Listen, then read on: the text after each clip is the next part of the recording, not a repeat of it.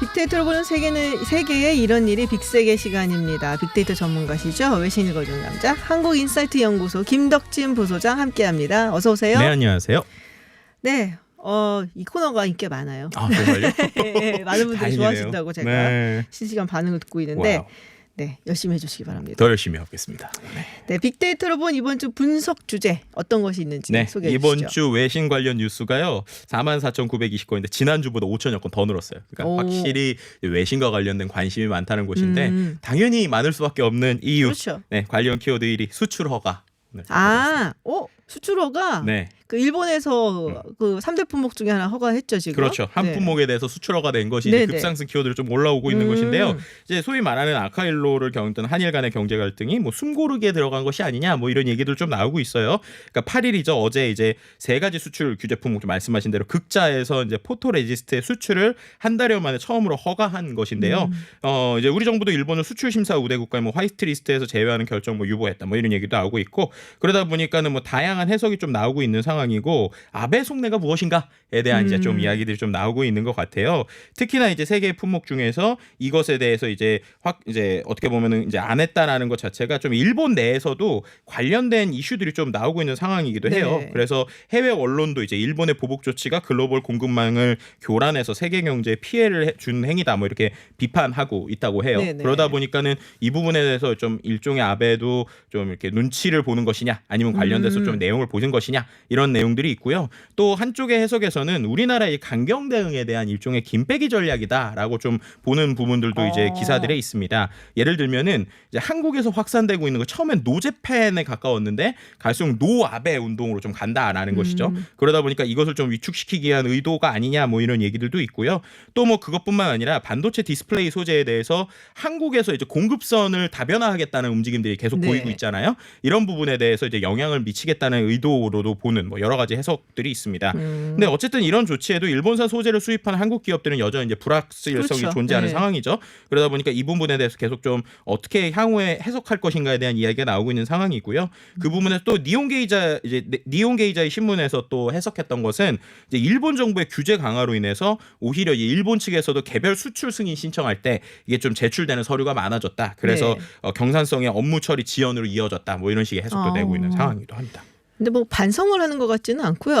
절대로 그런 것 같지는 않고 한국도 이제 화이트리스트에서 일본을 뭐 제외하는 걸 고려를 하고 있었는데 지금 약간 물러선 거잖아요. 이런 그렇죠. 식으로 나오니까 8월 15일이 있단 말이에요. 광복절. 근데 이때 문재인 대통령이 기념사를 하게 되고 거기서 분명히 어떤 메시지가 나올 건데 그걸 좀 보는 게 아닌가라는 생각도 들고 좀 불확실한 건 아직 많이 남아 있다라는 생각을 저는 개인적으로는 하고는 있는 상황이거든요. 네, 그러니까 말씀하신 네. 것처럼 이제 이번 움직임에 대해서도 뭐 미국이나 아니면 우리나라에서 보는 방면도 비슷한 것 같아요. 네. 예를 들면 미국에서도 뭐 마크네퍼 미국 국무부 이제 한일 일본 담당 동아태 부차관보가 네. 이제 이것에 대해서 뭐 두 동맹 간의 대화를 촉진할 준비는 되어 있지만 어쨌든 조금 더 어떻게 보면은 일정한 성찰이 필요하다라는 이제 표현을 썼다고 그래요. 누가? 그러니까는 이런 거죠. 이제 양국 간의 전부 다? 우리- 신뢰를 손상시킨 정치적 결정에 관한 일정한 성찰이 필요하다 이렇게 얘기한 거예요. 그러니까 뭐 한국이 필요하다, 일본이 필요하다라는 얘기는 안 했고 약간 되게 주어가 없네요? 상자적인 얘기를 좀 하고 있어요. 아니 이래갖고 별 도움이 네. 안 되냐니까요. 그러니까요. 그러면서 계속 이제 뭔가 창의적인 해법을 공간을 찾기 위한 희망한다 뭐 이렇게만 얘기하고 있는. 그러니까 왜 우리가 어릴 때 싸우면은 네. 이제 뭐 형제랑 싸울 때 저 같은 경우는 언니랑 싸웠는데 분명히 언니가 날 먼저 때렸는데 엄마는 둘 다 잘못했어 하면은 화나는 거잖아요. 그렇죠. 어떻게 네. 보면은 그냥 둘이 잘 해결해봐. 내가 좀 너네 잘 해결할 것 같아. 근데 둘 다 좀 고민은 해봐야 될 것 같아. 이렇게 좀 나오고 있다 그러니까요. 보니까 우리 입장에서 좀 저 뭐지? 약간 그럴 수 있는 상황인 것 같고요. 서운하네. 네. 그리고 또 이제 우리나라 반도체 업계에서도 네네. 어떻게 보면 아직은 낙관할 수 없다라고 좀 보고 그쵸. 있어요. 그러다 보니까는 오히려 이런 것들에서 뭐 우리가 지난주도 본 대로 SNS상에서는 이 기회에 이제 우리가 좀 일본을 이제 패스하고 우리끼리 할 수 있는 좀 소재들을 찾자 뭐 이런 그쵸. 식의 의견도 좀 같이 나오고 있는 상황이기도 합니다. 그렇군요. 근데 사실 이게 이제 장기전으로 갈 거라고도 다들 보고는 있거든요. 그렇죠. 사실 뭐 요거 하나뿐만이 아니라 굉장히 많은 문제들이 얽혀 있으니까 그래서 이걸 어떻게 준비해야 하는가라는 얘기들도 상당히 많이 나오고 있는데 어떤 얘기들이 있나요? 네, 일단은 SNS상에서 뉴스 키워드를 살펴보면 급상승 키워드에 말씀하신 장기화, 뭐 우려, 걱정, 뭐 자금, 현장 최소화, 중소기업 이런 키워드들이 나오고 있어요. 있어요. 특히나 이제 일본 수출 규제로 뭐 구미 국가산단 300여 개 업체에 피해가 된다 뭐 이런 식의 뭐 우려에 네. 섞인 기사들도 좀 나오고 있는 상황이고요. 근데 그럼에도 불구하고 재밌는 거는 사과라고 하는 키워드도 같이 나와요. 사과? 네, 그러니까 이게 뭐냐면 명확한 사과 받기 전에는 계속 가야 된다. 라는 목소리라는 거예요. 그러니까 우리도 우리가 물러서지 않겠다고. 네, 약간 그런 모습들이 전체적으로 보여주고 있는데 그래서 이제 또 재밌는 내용이 나온 게 서울시에서 공개 교육에 나서기도 했다고 합니다. 네, 이게 무슨 얘기냐? 대상으로? 네, 그러니까 일본의 수출 규제 배경을 숙지하고 체계적으로 대응하자는 취지에서 공무원과 시민들까지 대상으로 이제 누구나 원하는 대로 교육을 받을 수 있게 관련 교육을 한다고 해요. 그러니까 이제 오는 12일에 오후 1시 20분에 시청에서 일본 수출 규제 정확하게 알기라는 공개 교육을 진행한다고 하는데요. 이것에 대해서 이제 직원뿐만 아니라 일반인들도 참여해서 수출 규제 배경과 제도, 정부와 지방자치단체가 추진 중인 대책 등 4가지 주제를 한 90여 분간 진행을 한다고 합니다. 정말 전 국민적인 관심이 있는 이슈라 그런지 네.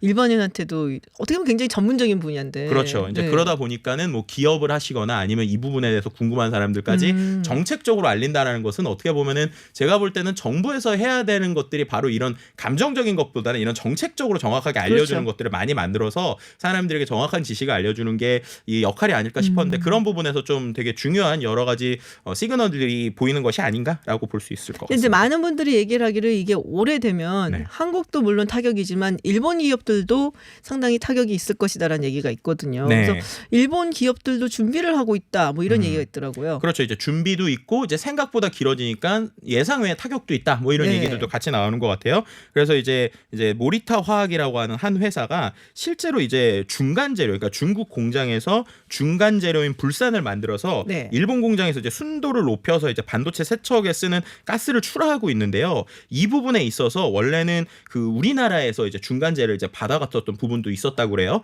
근데 그런 부분에 있어서 이제는 아예 중국에서 많이 하겠다라고 이제 좀 이야기하는 부분도 있고요. 근데 그걸 하는 이유 자체도 또 이제 관련 기술 중에 우리나라랑 하는 부분들이 있는데 그런 부분은 아예 중국에서 이제 우리나라랑 하겠다. 이런 식으로 이제 우리나라 기업과 하겠다. 결국은 한국을 거치지 않으면 되니까. 그 중국에서 합작 회사 같은 걸 만들어갖고 그렇죠. 거기서 해갖고서는 파는 건 결국에는 이제 삼성이나 이런 데다 팔겠다 뭐 이런 얘기인 것 같아요. 그런 소재도 있고 또 한 가지는 뭐냐면 이제 우리나라의 회사와 함께하는 것들이 있는데 네. 그건 이제 일본의 공장도 있고 한국에도 있는 공장이 있는 네네. 회사가 있어요. 근데 그 회사에서도 앞으로 아예 한국 내 생산량을 늘리겠다. 아. 그래서 바로 이제 중국에 수출하겠다. 이런 식의 이제 부분들도 이제 같이 나오는 부분들이 좀 같이 있는 부분이 있어요. 그래서 네. 이런 기업들의 수출 규제나 이런 부분이 이제 일본에서 일부 좀 보이는 부분이 있고요. 그와 함께 이제 또 함께 나온 뉴스 중에 하나는 좀 흥미로웠던 것은 이제 일본 내에서도 이렇게 수출 규제가 길어지는 것에 대해서 예상하지 못했다. 그래서 예상 이상으로 좀 소동이 커져서 오산이다라고 하는 이러한 이제 발언들이 좀 나오고 있다라는 기사들도 나오고 있습니다. 그렇군요. 이제 마이니치 신문에서 자국 기업에서 수출을 처음으로 허가했다는 소식에 대해서 이렇게 얘기한 것인데요.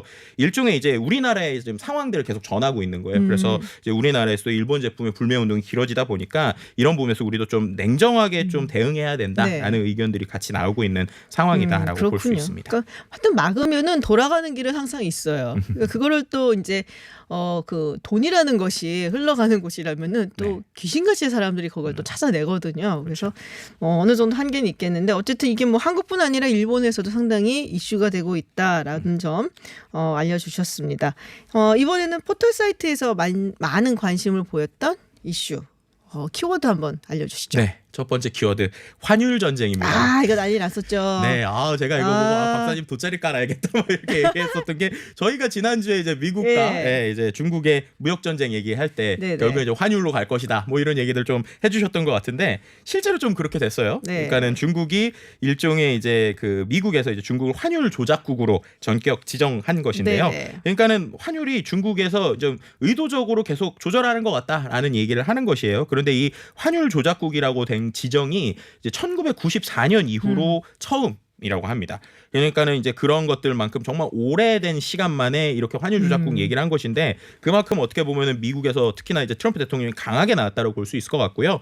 그 조치가 나온 것이 소위 심리적 마지노선이라고 그러죠. 1달러에 7위안. 네, 그러니까 그걸 이제 포치 현상이 이제 나타나다 보니까 이 부분에서 중국이 자국 통화 가치를 계속 최저 수준으로 일부러 떨어뜨리는 것이 아니냐. 그래서 이것에서 이건 환율 조작이다. 이렇게 지금 나오고 있는 상황이고요. 그것에 대해서 일단은 좀 미국 재무 국무부의 결정이나 이런 것에서 뭐 영국이나 블룸버그나 이런 데서는 좀 상징적이다라고 보고 있고요.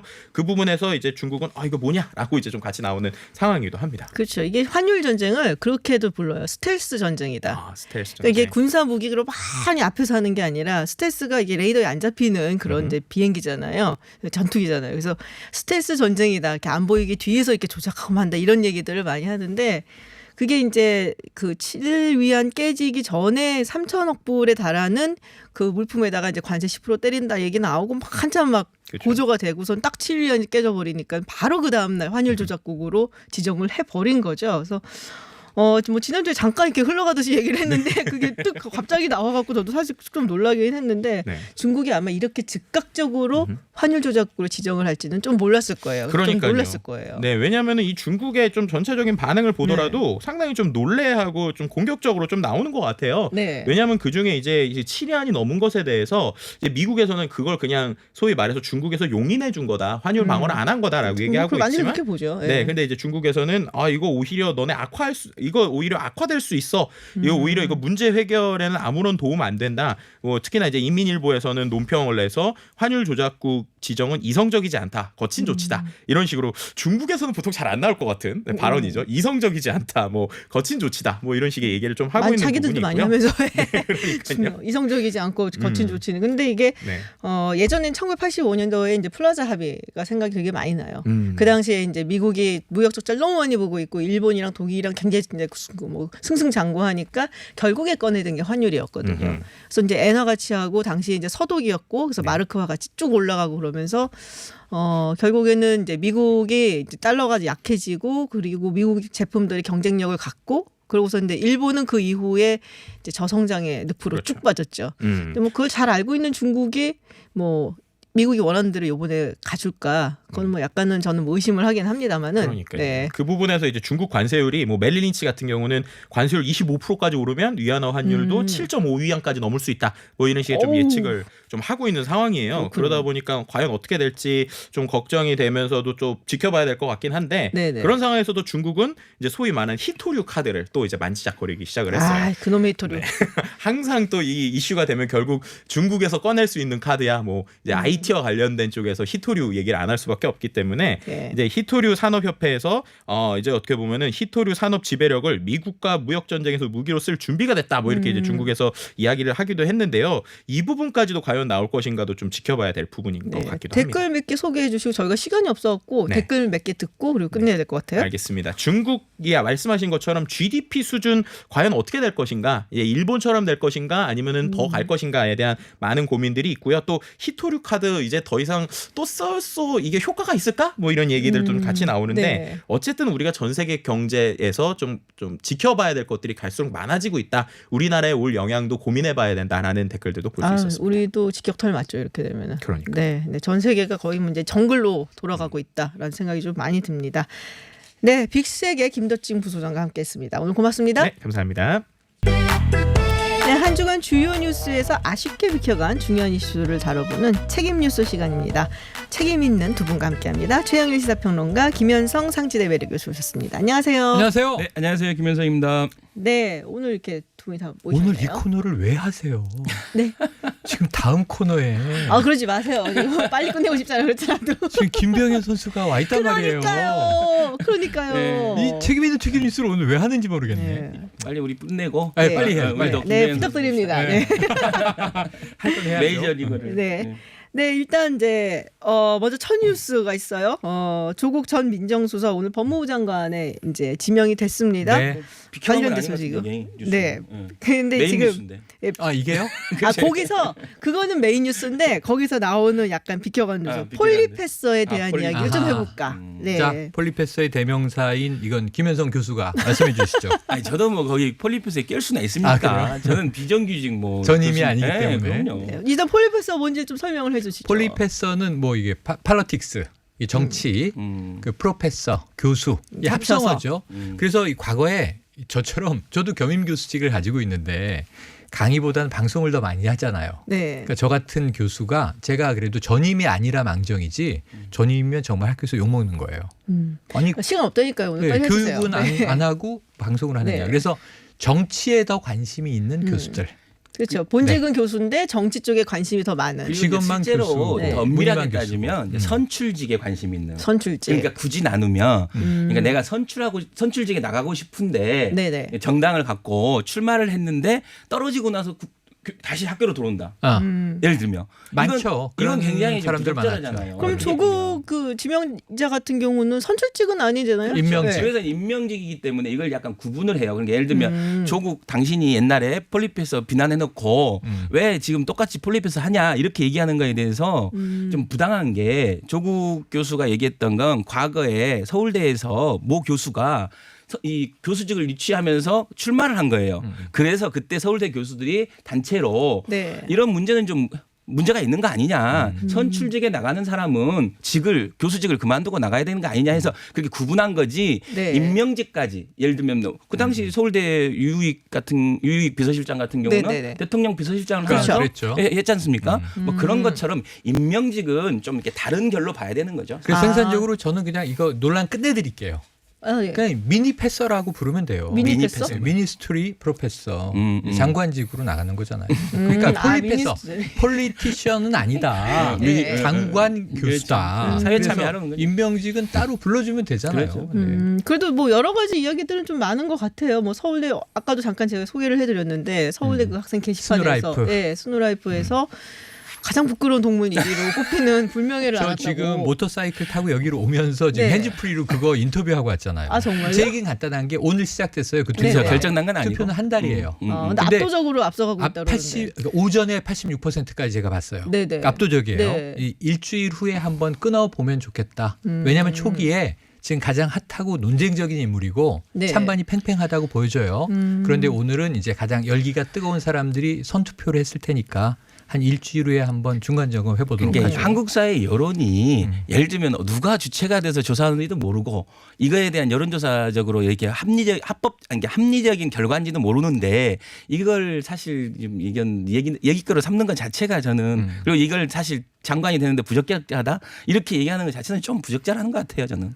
왜냐하면 이 주체가 좀 불분명하잖아요. 근데 워낙 이제 임명 게시판이고. 조금 뭐라 그러죠? 네, 그 많은 사람들의 관심을 받는 분이니까 그렇긴 하죠. 워낙에 정치적으로도 네, 그렇죠. 그렇고 뭐 여론에서도 그렇고 그러니까 이제 이런저런 이야기들 굉장히 많이 나오고 논란의 이제 중심에 항상 서 있는 느낌이 좀 들긴 맞아요. 하는데 성취자분들도 의견을 좀 보내주시기 바랍니다. 네, 조국 전 민정수석 그리고 법무부 장관 지명자에 대한 여러분들의 의견 폴리패서 논란 TBS 앱 또는 50원의 유료 문자 샵 0951 그리고 카카오톡으로도 의견 보내주실 수 있습니다.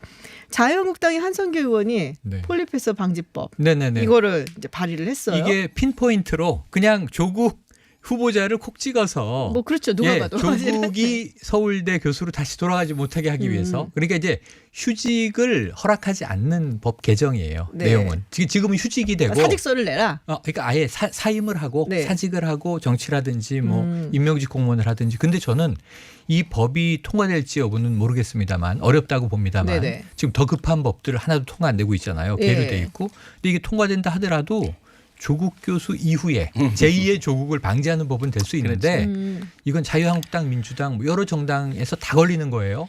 지금 조국 그렇죠. 교수 한 명의 사례가 아니에요. 그러니까 그리고 이 정권 바뀌면 그쪽도 비슷한 일이 있을 똑같은 텐데요. 일이 저는 네. 이제 선출직이 아닌 임명직 이제 관으로 들어오는 교수들의 네. 이 참여는 어떻게 보면 한국 사회에서 상당히 좀 잘 활용하면 좋은 거거든요. 왜냐하면 교수가 되고 특히 국립대 같은 경우는 교수가 되고 강의를 하고 거기서 연구했던 결과가 있지 않습니까? 네. 그게 사실 세금으로 어떻게 보면 월급도 주고 그런 거잖아요. 그럼 써먹어야죠.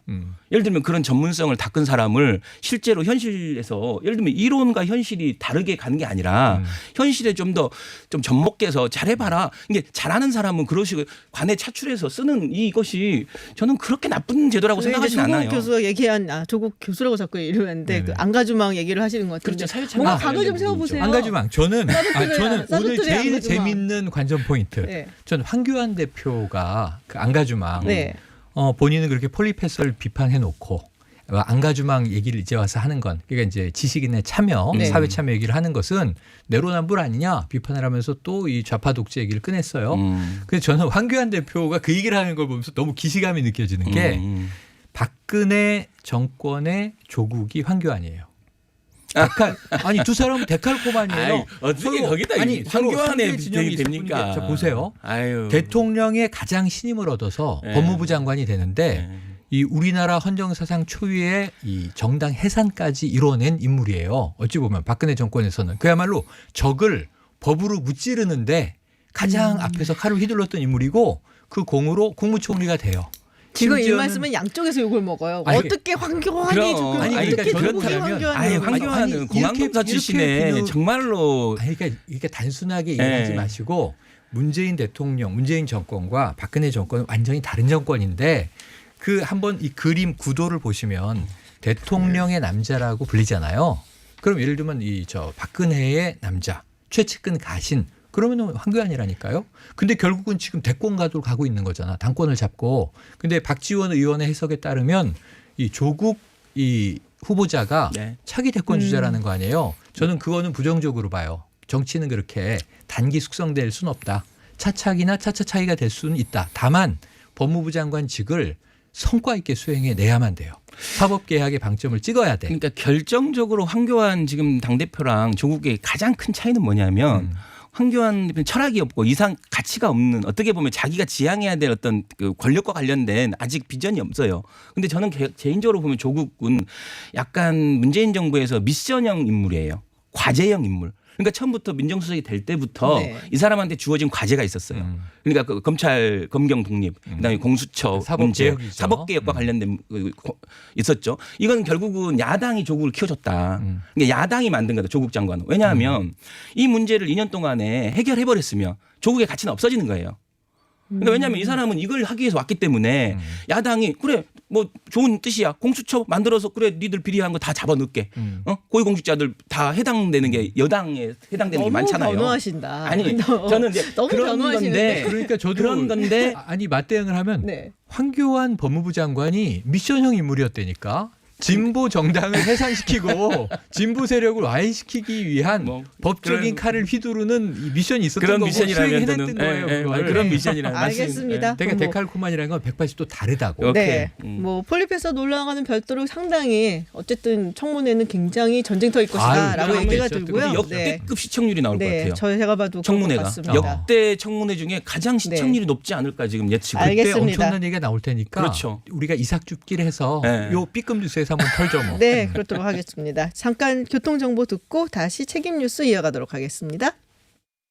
TBS 캠페인 나에게 필요한 복지 어디에 어떻게 물어봐야 할까요? 129로 전화하면 복지 상담을 받을 수 있다. 129는 채팅 상담도 한다. 129 긴급복지 지원 상담은 24시간 가능하다. 129 부모님 연금, 자녀 보육, 의료비, 장애인 지원 등 나에게 필요한 복지 정보가 궁금할 때, 생활이 힘겨울 때 국번 없이 129로 전화하세요. 당신이 궁금한 보건복지 129가 알려드립니다. 129 보건복지상담센터. 함께 할수록 기분 좋은 방송 TBS FM. 서울토피스 제공 7시 32분 교통정보입니다. 올림픽대로 잠실 쪽 정체 심하다는 문자 왔는데요. 종합운동장에서 콘서트가 여러 건 진행되고 있기 때문입니다. 잠실 지나 암사대교까지도 밀리는데 노량진부터 정체입니다. 이 전으로도 방화대교에서 가양대교 사이 4차로에도 사고가 나면서 행주대교부터 밀립니다. 강변북로 구리 쪽으로는 가양대교 이전부터 양화대교, 다시 서강대교 지나 암사대교까지도 막힙니다. 동부간선도로 의정부 쪽으로도 이동량 늘면서 정구간 통과하는 데 50분 넘게 걸립니다. 이고요. 북부간선도로 도심 쪽으로는 구리나들목 이전부터 하월곡 램프까지 20km 미만의 속도입니다. 서부간선도로도 안양 쪽은 40분 이상, 성산 쪽은 꼬박 1시간 정도 필요합니다. 한편 의정부 시청 앞 잔디광장에서는 축제가 진행되고 있습니다. 의정부 시청 앞 삼거리에서 시민교 사이 양방면이 전면 통제 중인데요. 이 통제는 내일 밤 12시까지로 예정돼 있으니까 주변길 이용에 참고하시기 바랍니다. 교통정보였습니다. 아침 뉴스는 잊어라. 신선한 저녁 뉴스. 라디오를 켜면 뉴스가 내 눈앞에 딱. 뉴스 배송은 색다른 시선. 네, 다음 소식 넘어가겠습니다. 충북 여교사 무죄. 좀 생소하신 분들도 있을 것 같아요. 이 뉴스가. 조국 얘기하다가 갑자기 네, 갑자기 확 넘어갔어요. 네. 이게 진정한 오늘 우리가 다룰 뉴스긴 네. 한데 전 이걸 할 줄 몰랐어요. 김병현 선수가 기다리고 있어요 지금. 네, 빨리 끝내주시기 예, 빨리 바라고요. 하겠습니다. 중학교 여교사. 충북 네. 진천의 중학교에 네. 이 올해 부임한 여교사예요. 네네. 이 여성 교사분은 미혼이에요. 네. 자 이제 30대 초반입니다. 그런데 담임은 아니지만 자신이 가르치는 중학교니까 중학생 네네. 제자 남학생과 성관계를 여러 차례 했어요. 지난 진짜. 6월에. 그런데 이게 교장 선생님이 학생과 이 교사들을 상담하는 과정에서 알게 된 거야. 네. 그래서 교장 선생님이 바로 경찰에 신고를 했어요. 그 경찰은 수사에 들어갔겠죠. 그리고 도교육청에도 이 중징계를 요구했어요. 그리고 학교에 그날부로 출근하지 못하도록 조치를 네. 했어요. 그런데 경찰의 이제 조사 결과, 수사 결과 네. 무혐의. 어떻게 이게 무혐의예요? 이제 논란이 커진 거예요. 왜 무혐의냐 하면 자 지금 의제 강간이라고 해서 미성년자와 성관계를 했을 때 뭐 이거 합의 여부와 네. 관계없이 무조건 처벌하는 그렇죠. 게 13세 미만. 예. 이거 너무 낮은 거 아니에요? 그런데 이 중학교 네. 3학년 학생이에요. 15세, 만 15세예요. 그러니까 의제 강간에 안 걸려요. 근데 이 학생이 조사를 받을 때 선생님과 나는 서로 연인 관계다. 사랑하는 사이다. 처벌을 원치 않는다. 그러니까 합의된 관계라는 거고 두 번째로 다른 게 있어요. 이게 형법으로 걸 수 없으면 아동복지법을 예, 예. 본단 말이에요. 왜냐하면 네, 맞아요. 아청법, 아동청소년에 해당하니까. 그런데 뭐 학대 정황이라든가 강요의 정황이라든가 이런 게 없는 거예요. 아니 혈기왕성한 사춘기 소년이잖아요. 어. 지금 15살. 그렇죠. 네. 그리고 제가 보도를 하나 더 보건데 왜 이렇게 됐을까? 이 지금 가장 많은 논란은 남자 선생님의 여학생이었으면 결과가 달라지지 않겠는가 이런 여론이 많은 거예요. 예, 예. 그런 일은 처벌된 사례도 많이 있어요. 네. 이런 사례는 좀 드물긴 해요. 그런데 이 학생의 부모도 처벌을 원치 않았다. 그렇죠. 왜냐 그리고 미성년자니까. 실제 그치. 당사자들이 처벌을 원했던 경우는 처벌을 했었는데 결국은 이렇게 내가 예를 들면 선생님을 사랑하고 그렇게 했다 이렇게 해버리니까 지금 법상에서는 이 네. 처벌이 힘든데 개인적으로 봤을 때는 과연 이 성적 자기결정권의 나이를 어디까지로 봐야 맞아요. 그 되냐. 만 14세는 너무 낮은 거 그러니까 아닌가요? 예를 들면 그 유혹이 많은 나이잖아요. 그리고 우리 그 앵커님 말씀하신 혈기방장한 나이인데 저는 중학생까지는 좀 보호가 돼야 우리 그 학부모들이 이제 안심하지 않을까. 근데 예를 들면 이 법의 이런 미비한 점을 이용해서 지금 뭐 또 젊은 애들이 혹시나 그런 네. 유사한 이런 걸 하면 그래서 어떨까라는 생각이 막 그럼 들어서 미국 같은 경우 만 16세로 알고 있거든요. 미국은 그렇죠? 만 16, 네. 그러니까 미국, 오스트레일리아, 영국, 프랑스 다 16세가 가장 공통적이고요. 네, 근데 네. 미국이라고 단정하기는 어려운 게 주마다 달라요. 음. 대체로 16세예요. 네. 미국의 여러 주가. 그리고 아주 이례적인 스페인은 12세예요. 어머나. 일본이 우리와 같이 13세. 그러니까 스페인, 일본, 우리나라 정도를 빼고는 대체로 이 국제 평균을 네, 보면 네. 16세거든요. 그러니까 이 16세 정도를 성적 자기결정권에 이 행사할 수 있는 그렇죠. 나이. 왜냐하면 실제로 성인과 미성년은 18세, 19세 사이잖아요. 그렇죠. 근데 적어도 성적인 문제는 좀 완화한다 하더라도 저도 15세, 16세 정도가 기준점이 아닐까 하는 생각이 들어요. 그러니까 이게 뭐 법에는 걸리지 않는다고 하더라도 네. 이게 일반인들이 딱 듣기에 감정적으로 그렇죠. 이거는 어떻게 이런 짓을 교사가 학생에게 학부모들은 이런 생각이 학교가 어떻게 들거든요. 될까고 이 많은 변호사들이 오늘 쏟아낸 네네. 이 의견이 뭐냐면 보호관계에 있는 경우에는 특별히 처벌해야 한다. 그렇죠. 왜냐하면 그렇죠. 가르쳐야 되니까 그렇죠. 교육적으로. 그렇죠. 그래서 지금 도교육청의 입장이 이제 관심이 쏠린 게 좋아요. 경찰은 법적으로 무혐의. 그럼 재판도 안 가요. 네. 그런데 윤리와 도덕의 문제가 있지 않느냐. 그럼요. 형법에 걸리지 않는다 해도 그래서 도교육청이 중징계를 할 것 같은데 지금 중징계가 4개 단계예요. 파면, 해임, 강등, 정직. 그런데 문제는 2개는 이제 교사직을 떠나는 거지만 그렇죠. 2개는 직이 유지된단 말이에요. 그렇죠. 교사직 유지 여부에 지금 여론의 관심이 다 쏠려 있습니다. 와, 그 학교 보내기 싫을 것 같은데요. 제가 아니, 학부모 그 같으면. 학교뿐만 아니라 네. 저도 이제 중3을 아들 놈을 두고 있거든요. 음. 그럼 이걸 듣는 순간 좀 그러니까. 전에 좀 소름 등골이 오싹하더라고요. 그 선생님 계속 계시다 네. 그러면은 이게 학부모 된 입장에서는 굉장히 찝찝할 것 같아요. 네. 일전에 이제 초등학교 제자와 성관계를 한 여교사가 처벌된 사례는 있습니다. 그 경우는 명백하게 의제 초등학생이니까. 강간이었거든요. 네. 그런데 이 경우는 참 그래서 이 법제도의 보완 정비에 대해서 지금 많은 논란을 던지고 있고 좀 공론화 과정을 통해서 이거 우리가 풀어야 된다고 봐요. 그러네요. 이게 저는 뭐 나이를 기준으로 하면 투표권을 갖는 나이 정도를 올려야 된다고 생각해요. 김병현 선수가 기다리고 있단 말이에요.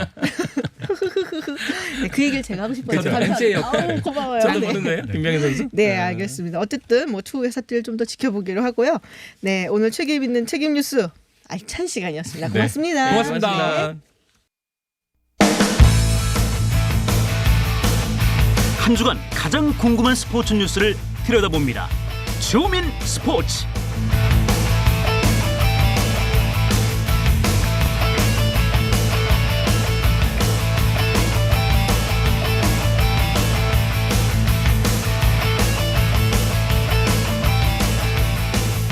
네, 불타는 금요일 밤 스포츠로 하나 되는 주민 스포츠 시간입니다. 네, 먼저 한겨레신문 김동훈 기자 나와 계십니다. 예, 안녕하세요. 안녕하세요. 그리고 굉장히 많이 제가 앞에서 이미 떠들어서 많은 분들이 아실 것 같은데 정말 특별한 손님을 스튜디오에 모셨습니다. 한국의 최초이자 동양인 최초로 메이저리그 양대 리그, 아메리칸 리그, 내셔널 리그의 월드시리즈 우승 반지 무려 2개를 갖고 계신 분입니다. 지금은 또 요식업도 하시고 사업가로서 승승장구하시고 야구 해설위원에다가 또 예능 꿈나무로 자리를 하고 계시는 야구 해설위원 김병현 위원 오셨습니다. 안녕하세요. 네, 안녕하십니까. 반갑습니다. 제가 정말 팬이거든요. 아. 얘들 예, 한번 이렇게 우연히 제가 만난 적이 있는데 그때 정말 팬이라고 네. 굉장히 많이 말씀을 드렸었어요. 먼저 이제 출연해 주셔서 감사하고. 아, 예, 아닙니다. 저희가 사실은 시사를 많이 다루는 프로인데 네. 또 출연하시게 되신 계기를 좀 결심을 하게 된 계기 여쭤보지 않을 수가 없어요. 아, 그게 다른 게 아니고 얼마 전에 안 그래도 그때 나온다고 말씀을 드렸었는데 네. 제가 이렇게 뭐 스케줄이 좀 이렇게 꼬여서 네. 못 나왔었는데 어느 날 며칠 전인가 유튜브를 우연히 봤었는데 그때 여기 계시는 김지훈 박사님. 네, 김지훈 박사님이 폭풍. 네, 폭풍, 네, 울고 계신 줄 알고, 왜 울고 계신가 하고, 네, 그래서 노회찬, 고 노회찬 의원님, 그분에 대해서 또 한번 찾아보게 되고 하다가, 맞아, 그때 약속한 게 있는데 나와야 되는구나라고 생각을 해서 나왔습니다. 예, 뭐, 제가 지금 청취자 의견에서 네, GM1224님께서 김지윤 씨 사진 방송 되면 안 돼요라고 하셨습니다. 제 맘입니다. 어떡하겠어요. 마음이 끌리는 거 사진 방송인데. 네, 제가 김병현 선수를 정말 좋아했었어요. 그때도 말씀을 드렸지만 정말 이런 공을 던지는 동양인뿐이 아니라 사실 그렇죠. 투수를 본 적이 없다. 그 언더핸드부터 시작을 해갖고 그 묵직한 슬라이더가 막 베베베베 꼬여가면서 날아가는 진짜 멋있다. 그래서 미국에 있을 때 네. 활동을 하셨거든요. 네, 그래서 네, 제가 네. 정말 좋아했습니다. 이렇게 제가 얘기를 했지만 예. 너무 사심이 될까봐 일단은 김병현 위원이 어떤 분인지 우리 김동훈 기자님께서 좀 예. 설명을 좀 해주세요. 야구 팬들 다 아시겠지만 그래도 조금 정리를 좀 해드리면요. 1979년생이고요. 그 광주에서 고향이 광주시죠. 네네네. 예. 광주 맞습니다. 근데 빠른 79세요. 사실은 7, 8년생하고 같은 학번이시죠. 네, 97학번이라서. 97학번이시죠. 네, 맞습니다. 법대생이세요.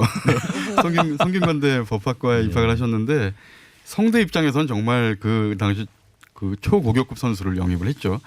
무려 대학교 2학년 때 방콕 아시안 게임 때 국가대표로 참가를 해서 네. 금메달을 땄는데 그때 이제 화제가 됐던 게 박찬호 선수가 네. 병역 혜택이 걸려 있던 대회였기 때문에 금메달 따고 나서 굉장히 좀 우리가 좋아했던 그 대회에서 무려 대학 2학년생이 그 활약을 했던 김병현 선수였고요. 그 뒤에 이제 화제가 됐던 게 한미 대학 야구에서 6과 3분의 2이닝 7회 투아웃까지 탈삼진을 무려 15개를 잡아냈어요. 엄청난 호투였고요. 그래서 이제 메이저리그 스카우트들의 관심을 받았고 그 이듬해 대학교 3학년 때 99년에 네네. 그때 이제 225만 달러 거액이죠. 이 사상 최고의 계약금을 받고 이제 애리조나 다이아몬드백스에 네. 그 입단을 하게 되는데 다이아몬드백스의 그 이 상징이 방울뱀이잖아요. 그렇죠. 그 뱀직구 좀 어울렸던 것 같아요. 네네. 2001년 하면 또 잊지 못하는 게 그 당시에 이제 그 사실 애리조나가 신생팀이었잖아요. 맞아요. 근데 월드 시리즈까지 올라가고 네. 또 그 마무리 투수로 활약을 했는데 네.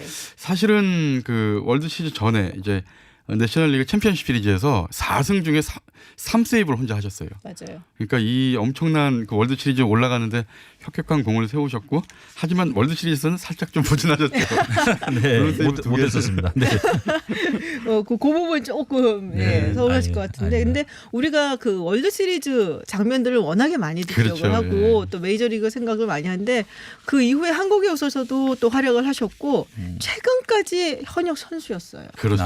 네, 최근까지 호주에서. 네, 호주에서 마지막을 지금 정리를 하고 이제 그만뒀었죠. 네. 그 정말 오랫동안 하셨던 건데 이제 그 부분을 잘 모르시는 분들도 있을 것 같은데 네, 네. 저는 사실 그 부분이 굉장히 또 좋아하게 되는, 정말 이분은 야구를 좋아하는구나.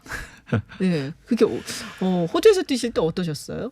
아, 그때는 그냥 저 야구를 좋아하는 것도 있지만 좀 아쉬움 때문에 네. 그리고 내가 왜 이렇게 됐을까라는 좀 궁금증 때문에 호주까지 갔었고요. 그리고 이제 옆에서는 이제 저를 좀 아끼시는 분들은 이제 너 너무 잘 했으니까 그만할 때도 됐다라고 하면 안 되느냐라고 얘기를 하셨는데, 그래도 제가 여기서 그 궁금한 것을 못 끝내고 그만두면은 이렇게 잠을 못 자고 네. 평생 그냥 후회할 것 같더라고요. 그래서 마무리는 확실하게 내가 궁금한 거는 해결하고 그만두자라는 생각에 호주에서 다 찾고 그만두게 됐죠. 되게 잘하지 않으셨어요, 호주에서? 마지막 시즌, 그러니까 작년이었죠. 네. 그러니까 호주에서 성적이 굉장히 좋았어요. 그래서 네. 조금 아쉬움이 남는 팬들은 김병현 선수가 조금 더 뛰어주셨으면 그런 마음도 있었죠, 사실. 그렇군요. 네. 색다른 시선 김지윤입니다. 지금 보이는 라디오로도 함께하고 있고요. 유튜브에서 TBS FM 검색하시고 들어오시면 저뿐 아니라 우리 김병현 선수도 보실 수 있습니다. 또 청취자 여러분들 궁금한 점 많으실 것 같은데 TBS 앱 혹은 50원의 유료 문자 샵 0951 카카오톡으로 보내주시면 함께 이야기해 보겠습니다. 지금 왕세자님이란 분이 임창용, 김병현 두 선수 중 누가 공이 더 빠른가요? 하고 지금 질문을 하셨어요. 근데 김병현 선수 공은 빠른 것보다도 이 변화가 그렇죠. 예. 홈플레이트 부분에서 변화가 엄청났죠. 그러다 그렇죠. 보니까 이제 메이저리그 강타자들도 헛스윙하기 일쑤였고요. 기록을 아까 좀 소개해드리다 말았는데 메이저리그 통산 기록이 54승 86세이브 21홀드거든요. 근데 마무리 투수였는데 통상 승수가 박찬호 선수 다음이에요. 류현진 선수 지금 51승이거든요. 네. 그러니까 김병현 선수의 기록이 메이저리그 역대 한국인 투수 2위에 해당하는, 그러니까 마무리 투수인데도 승리가 네네. 그렇게 많다는 거죠. 그렇죠. 그래서 그때 막 네스티하다는 표현 있잖아요. 네네네네. 네, 이렇게 지저분하다. 네. 그래서 그런 얘기를 했었던 기억이 굉장히 많이 납니다. 요즘 얘기를 조금 해볼게요. 요새 굉장히 많이 나오세요. 방송에. 네. 뭐 예능 프로그램도 나오시고 해설도 하시고. 네. 그래서 여기저기 이제 막 러브콜이 있는데 사실 현역 시절에는 이제 또 언론하고 굉장히 사이가 좋다거나 아니면 네. 많이 드러내거나 하진 않으셨단 말이에요. 그때는 솔직히 제가 할 수 있는 야구가 있었고, 그리고 야구 선수가 야구장에서 보여주는 게 어쩌면 최선이라고 생각을 했었고요. 그리고 어느 순간부터는 제 마음에 안 들어서 잘 못하고 있는데, 그때도 이렇게 광고 제의도 많이 왔었고 방송에서도 많이 이렇게 연락은 오셨는데 제 마음에 들지 못하고 집중을 못하니까 그런 거에 좀 이렇게 하고 싶은 생각이 없었고요. 네. 여유가 없었고, 그리고 지금은 어느 정도 제 자신한테 좀 이렇게 만족을 하고 그만두고, 그리고 야구로서의 이제 그 보여줬던 거는 이제 끝났고, 그리고 제2의 인생 사는데 어떤 쪽으로 제가 제 좀 집중하고 제 색깔을 낼 수 있는 게 어떤 건가라고 생각을 하다가 야구 중계도 하게 되고 해설도 하게 되고, 그리고 이게 재미없는 사람은 아니거든요. 되게 재밌으세요. 사실 네. 좀 놀랐어요. 그래갖고 네. 어느 게 제일 재밌으세요? 시계. 근데 솔직히 야구 이렇게 요즘에 류현진 선수 중계를 하고 있는데 네. 해설하고 있는데 그래도 야구 일 하고 있을 때 가장 재밌죠. 근데 김병현 선수가 워낙 메이저리그 데뷔가 빨랐잖아요. 그렇죠. 그러니까 지금 그 당시에 커트 실링이나 뭐 랜디 존슨 이런 맞아요. 선수랑 같이 네, 뛰었잖아요. 네. 데이브 로버츠 감독이랑 그때 현역 생활 같이 했었어요. 네. 그렇구나. 근데 김병현 선수가 나이가 지금 많지가 맞아요. 않은데도 맞아요. 만으로 40살밖에 안 되셨는데 네. 이미 뭐 전설적인 선수라고 같이 맞아요. 뛰었어요. 네, 박정승님이 이런 문자 보내셨네요. 광주의 아들이죠. 한 고등학교에서 4명의 메이저리거를 배출한 고등학교 광주 1고죠. 네. 광주에 삽니다. 저도 이렇게 광주 분이시네요. 햄버거 가게 꼭 가볼게요. 요새 얘기 들었어요. 네네네. 네. 혹자들은 제가 지금 이렇게 햄버거 김 사장이라고 이제 부르시더라고요. 햄버거 가게 김 사장이라고 그랬고 그건 나쁘진 않는 것 같고요. 어쨌든 햄버거 가게 네 재밌게 잘 하고 있습니다. 근데 어떻게 햄버거 가게를 이게 수제 햄버거죠? 네네네. 네. 수제 햄버거고 이게 다른 이렇게 큰 뭐 롯데리아 뭐 네네. 이야기 되나요? 아니요, 안 돼요. 죄송합니다. 네. 롯데월드로 프랜차이즈 그 큰 햄버거 가게 이런 데 말고 햄버거 가게들하고는 네 조금 네 다른 네 종류의 햄버거고 그리고 광주에는 맛집들이 굉장히 많아요. 네, 한식 그럼요. 쪽으로는 네, 네, 그렇겠죠. 너무 맛있는 집이 많은데 그냥 뭐랄까 다른 쪽으로는 좀 아쉬운 게 있어갖고 네, 그래서 햄버거는 이렇게 맛있다라고 생각되는 데가 없으셨어요? 네 광주에서는 네, 햄버거뿐만이 아니고 이게 네. 잘 이렇게 아직까지 그쪽은 네 광주에서는 좀 무조건 한식은 맛있습니다. 그렇죠. 다른, 네. 거기야 뭐 네. 지금. 근데 그런 얘기도 있더라고요. 그러니까는 선수 시절에 미국에서 활동을 할 때 네. 음식이 좀 힘들었다. 그래갖고서는 네. 뭐 햄버거 가게 수제 햄버거 가게 좀 좋은 음식을 만들고 싶었다라는 얘기도 있던데 그냥 멘트였나요? 아니요, 그거 진짜로 맞는 네. 이야기고요. 왜냐면은 제가 이제 한번 뒤집어 봤어요. 네네. 내가 왜 이렇게 됐을까? 예전처럼 이런 실력이 안 나오고 이렇게 됐을까라고 이제 의문점 때문에 시작한 건데 이제 한 20년 이제 거슬러 올라가 보면은 그때 이제 잘 적응을 못했어요. 그 현지에 적응을 잘 못하고 그리고 갑자기 바뀐 환경에 적응을 못했었고 네. 거기에 이제 가장 또 중요한 게 음식이라고 이제 생각이 들더라고요. 왜냐하면 이제 다들 미국에 가시면은 다 갑자기 거대해져요. 맞아요. 네. 네, 맞아요. 막 살찌고. 네네네. 네. 그리고 음식이 너무 이렇게 기름지고 맛있는 음식도 네. 많고 이렇게 뭐랄까. 양도 많고. 그렇죠. 네. 네. 하다 보니까 근데 어린 나이에 가서 이제 그런 것들을 접하다 보니까 생각 없이 무분별하게 맛있는 것만 먹었거든요. 콜라, 피자, 뭐 햄버거, 뭐 이렇게 핫도그 하다 보니까 이제 그런 것들이 조금씩 영향을 미치지 않았나라는 생각이 들더라고요. 그래서 이게 햄버거 가게를 그냥 건강한 햄버거 한번 만들어 건강한 보자라는 햄버거. 생각에 네, 하게 된 거죠. 그렇구나. 근데 김병현 선수 하면은 그 예전에 이제 여러 가지 기억들이 있는데 그런 네네. 게 이치로 선수가 예전에 2006년 WBC 그러니까 월드 베이스볼 클래식에서 예. 이제 한국이 30년 동안 일본을 근데 그게 또 약간 사실은 와전된 내용이긴 한데 와전되긴 네. 했는데요. 어쨌든 우리 팬들한테는 굉장히 네네, 분노가 상처를 줬죠. 됐었고 네. 그것을 김병현 선수 어떻게 보면은 그 쿨한 촌철살인으로 네. 어떻게 보면 통쾌하게 좀 우리가 좀 맞았었는데요. 그때 정확히 뭐라고 하셨죠? 아니 그냥 저도 뭐 만화 좋아하는데 네. 이치로 선수도 만화를 많이 본 것 같다고 이야기를 했는데 네. 네. 그러니까 30년 동안 일본을 이기지 못한다는 거는 그냥 한마디로 만화에나 나올 얘기다. 만화에나 나온 예. 얘기다. 말도 안 되는 얘기다. 이런 얘기였죠. 이렇게 회자가 될 줄은 모르셨죠? 네네 그냥 그때는 그냥 해본 소리였는데. 네, 근데 이치로 선수 개인적으로는 아세요? 만나고. 네네 그럼요. 그 당시에 이제 저 같은 동시대 미국에서 있었으니까. 네. 근데 실제로 보면은 굉장히 본받을 만한 게 많은 선수고요. 그리고 그 정도로 본인이 하는 일에 자부심을 갖고 하는 선수가 드물어요. 그리고 그분도 이제 몸 식단 관리 굉장히 철저하고 카레만 먹는. 네. 굉장히 이상한 거겠지만은 근데 그 자신과의 약속을 거의 한 20-30년 동안 깨지 않고 예. 네. 지키고 있다라는 게 근데 어떻게 보면 한편으로는 또 인간으로서 보면은 좀 안 됐다라는 생각이 들기도 하고요. 근데 야구 선수 이치로는 참 너무 존경할 만한 선수죠. 이 야구에 대한 집념이나 의지는 김병현 선수가 더 강하지 않았을까요? 저는 그렇게 생각하는데.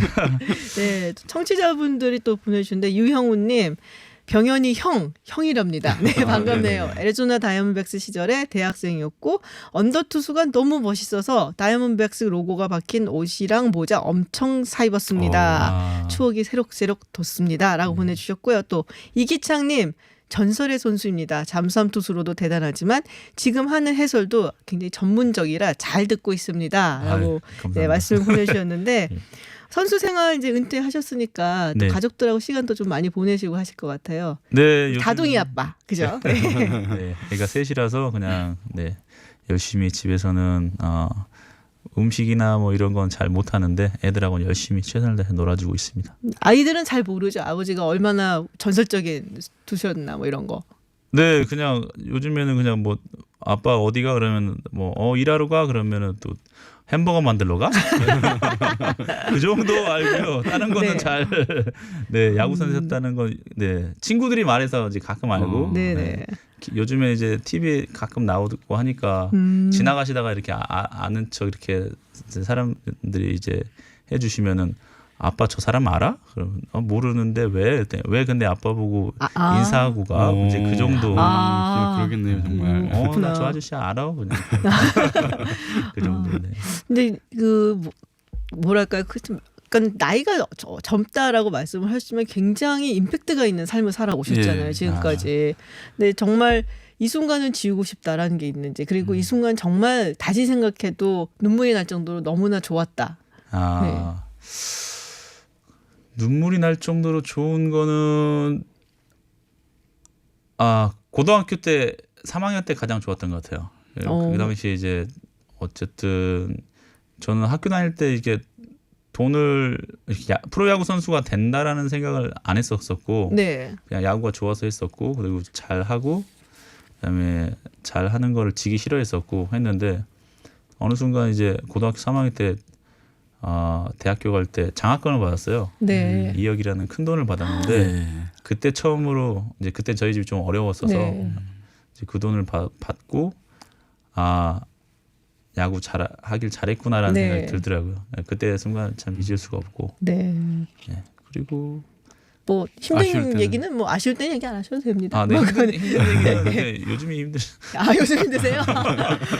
그렇군요. 알겠습니다. 저희가 사실은 엔딩곡을 제가 항상 골라요. 네네네. 근데 오늘은 특별히 네. 김병현 위원님의 신청곡을 고르기로 했는데요.